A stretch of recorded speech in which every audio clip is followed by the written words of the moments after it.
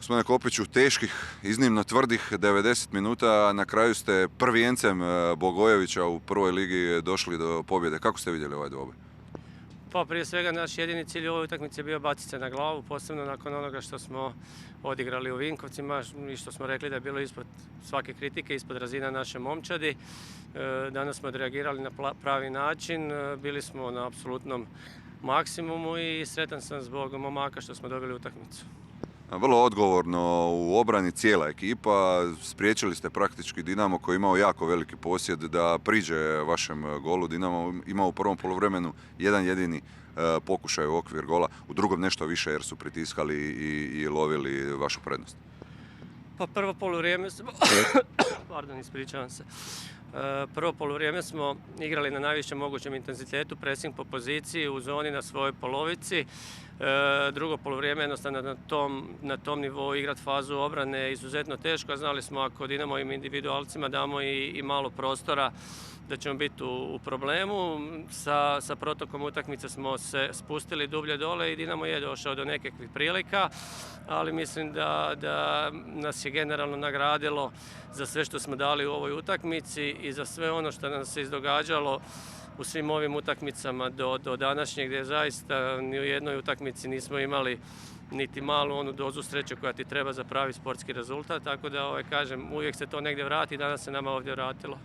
Da, još ste danas igrali bez 5 prvotimaca, još je Blažević bio na golu, odlučili ste se i vratara mijenjati, to nije baš čest događaj u prvoj ligi.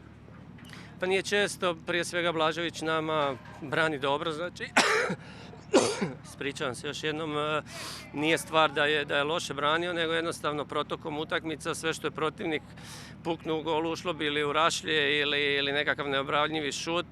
Išli smo, što se kaže, malo nešto promijeniti, nekakvu energiju dobiti.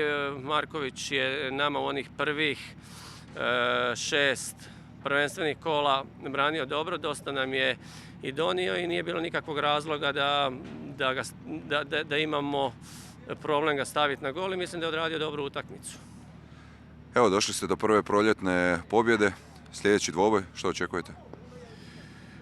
Idemo napraviti sve da odigramo opet dobru utakmicu i da uđemo u onaj ritam osvajanja bodova koji smo imali krajem jeseni. Puno toga smo kompromitirali u ovom proljetnom dijelu, ali imamo još dovoljno vremena za to popraviti.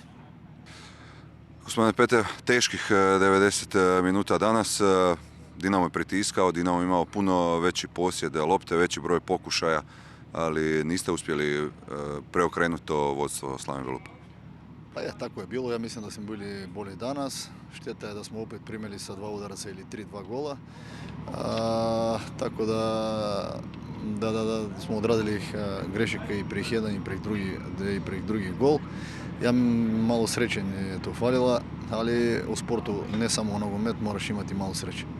A niste imali sreće ni sa igračima, danas dosta ste morali mijenjati, što zbog ozljeda, nešto ste i sami mijenjali, 6 igrača je bilo drugih u odnosu na susret s Hajdukom.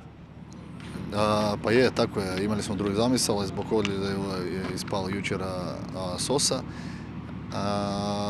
Riskirali smo u drugu poluvremenu da sa 2 iza mene, svaka čast Matila da je odigral na jednu nogu, tako da nismo imali priliku za još jedna, ali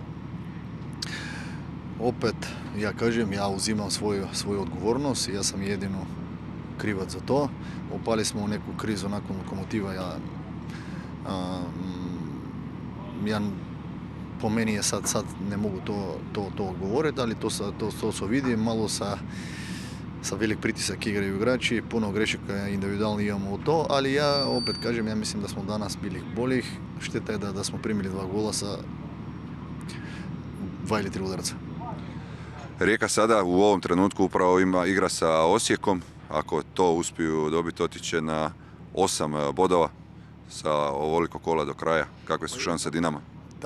Tako je. Mi smo sami i jedemo krivci za to.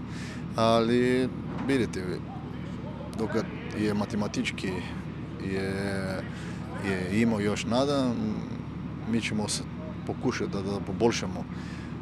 da poboljšamo ovo što od zadnjih 2 utakmice meni to smeta i stavit ćemo dalje.